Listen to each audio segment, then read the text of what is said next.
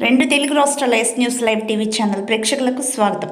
ఖమ్మం జిల్లా తల్లాడ మండలం బిల్లిపాడు గ్రామంలో న్యాయం చేయాలి అంటూ గుంజు గురువయ్య రమాదేవి ఇంటి ముందు బైఠాయించిన సంగతి విదితమే.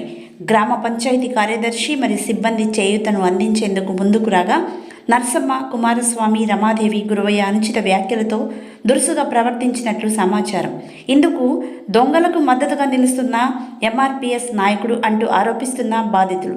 రాత్రి చలిలో కొడుకు దివ్యాంగుడు ఒంటరి మహిళ కనీసం కంబలి, చాప, దుప్పటి లేక అవస్థలు పడిన వైనం. సమాచారం అందిన కనీసం వసతులు కల్పించడంతో విఫలమైన అధికారులు. మరికొన్ని నిజాల త్వరలో కమింగ్ సూన్ మీ ముందుకు.